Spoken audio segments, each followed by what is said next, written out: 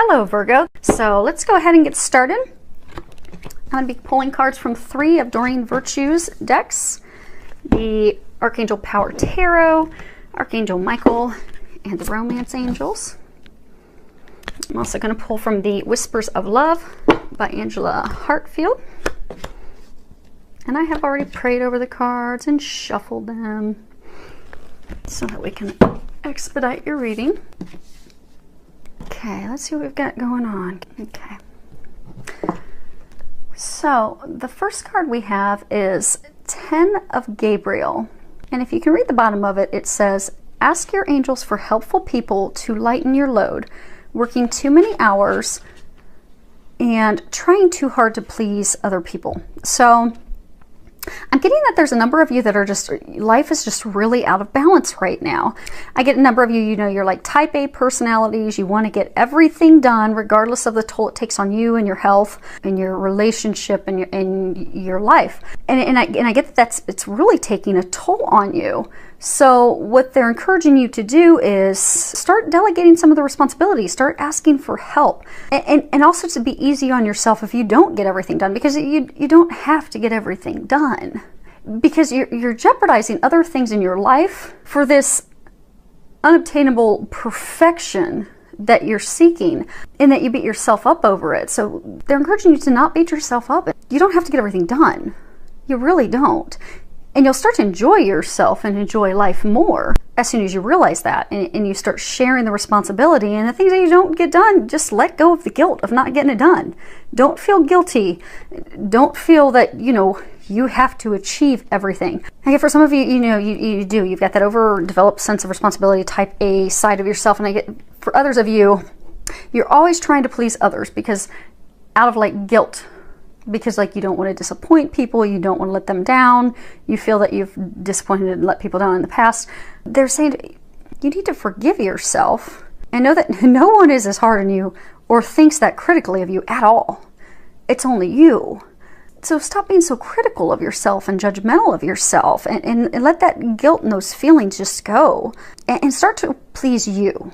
Take the focus off of pleasing everyone else and overextending yourself to please everyone so that you can please you. Do what makes you happy. Go have some fun. Bring some joy back into your life. Bring some balance back into your life, because that will also help you. Because I get for some of you, you've got like some financial blocks. For some of you, you've got health blocks because you're out of balance. And because you're so focused and you're just working constantly, that's caused blocks. So go have fun, go do some fun things, focus on you, you know, let that perfectionism go, let the responsibility of taking on everything go, and have some fun.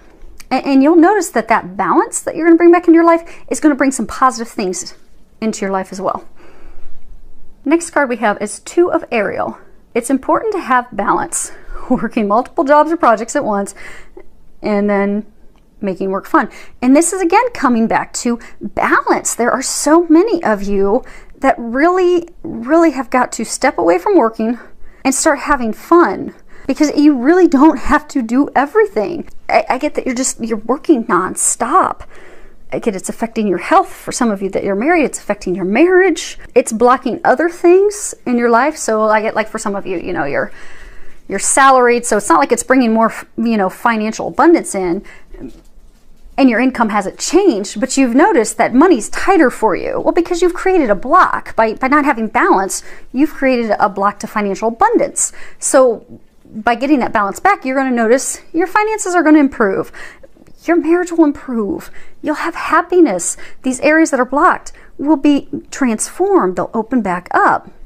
And I get a number of you are throwing yourself into work for emotional reasons, for guilt, for anger, not wanting to deal with your spouse, partner at home, not wanting to deal with a hurt, a pain, a loss that you've had. So you just throw yourself into work so you don't have to look at it, evaluate it, heal it, and release it. They're encouraging you to do that, and they'll help you. If you look, you've got 3 angels across the top, which is the Trinity. You know, you look at 3, you've got, you know, God, the Father, the Son, the Holy Spirit. You have divine help to help you with this. For those of you that are throwing yourselves into work because you don't want to deal with something emotionally, some past hurts, some trials, tribulations, they're going to help you heal that. For those of you that it's just simply perfectionism, they'll help you heal that too and let that go. but ask for their help and be open to receiving it. So when you get that intuitive nudge and that intuitive guidance, act on it. So let's say you pray, okay, Lord, please help me get more balance in my life so that everything else can work out in a more pleasurable, happy fashion for me to better improve my life. And let's say the next day you have a friend that calls you and says, hey, we're gonna go to West Palm Beach for the weekend. Do you want to come join us? There's your sign. Say yes. Take a long weekend away. Go have fun, because that is an answer to your prayer. So they're going to pray, ask them for help, and they will open up doors and avenues to help you get to that destination, that thing that you're asking for, and to help you get that balance.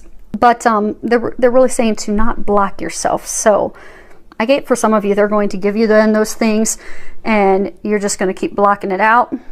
Don't do that. Be open to that, because when you ask for their help and they offer that to you, and you'll know, your intuition will trigger that, okay, this is the answer to my prayers. Act on it. Have faith and trust. So now the next card we have is forgive yourself. You've done nothing wrong. And if you can read the bottom of it, it says, I ask that you help me let go of self-blame, and I forgive myself.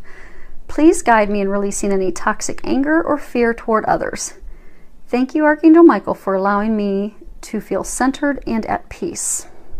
So I get, for those of you, this is a message, you're seeking happiness. You want happiness, you want joy in your life. But you're blocked because you're blaming yourself and you're being critical and hard and judgmental on yourself for something that you feel you did or you did not do in the past. So that blame, it's unhealthy, it's unproductive, it's blocking you, it's, for some of you, causing health issues, it's causing financial issues.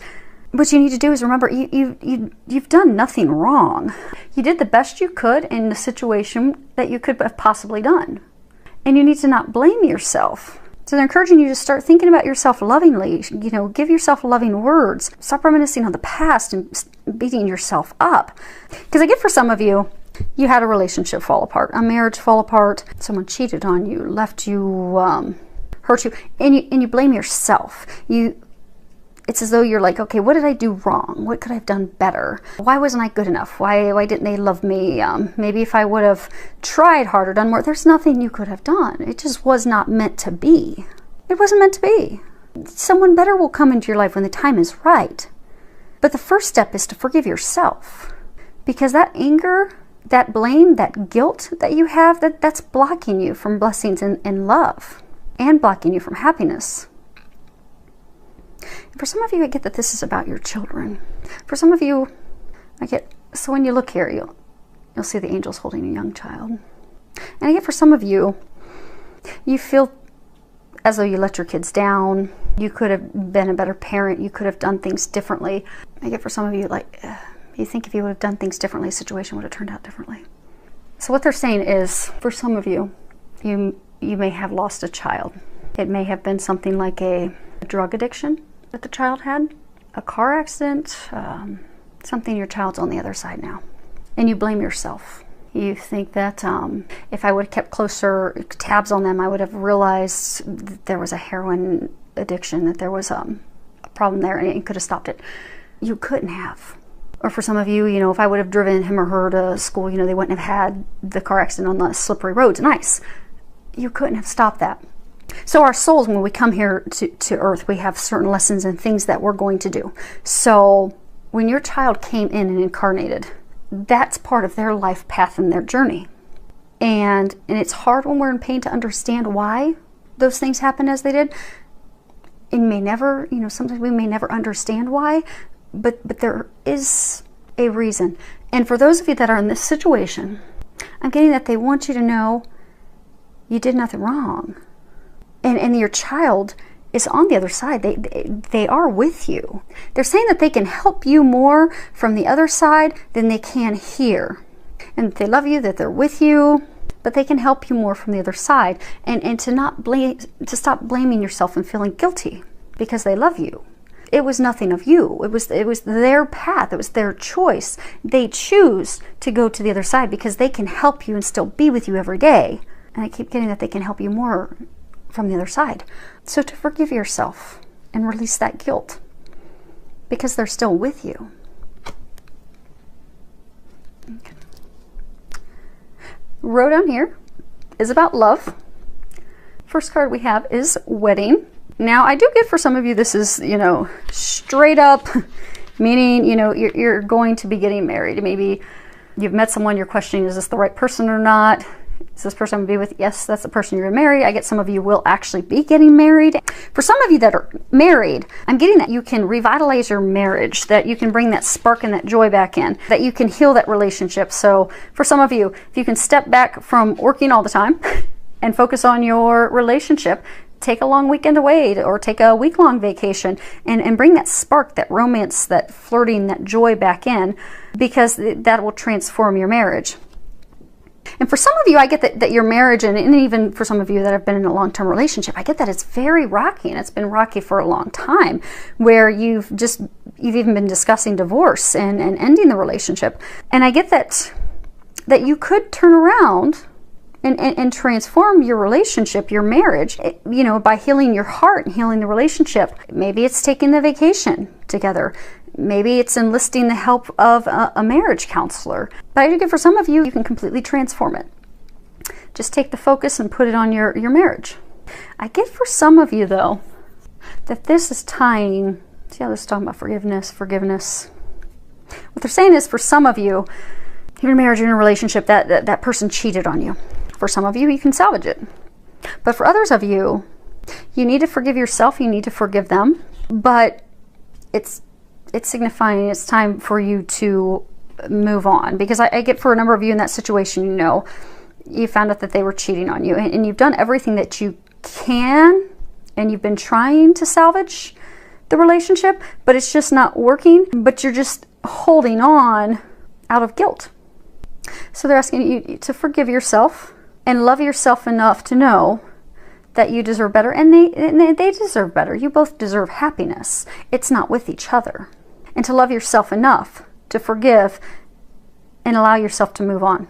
And then again, for some of you that are in that situation who haven't put in all the work and tried to salvage it, I get that you can, by getting some marriage counseling, taking a trip, and that'll put the spark back in.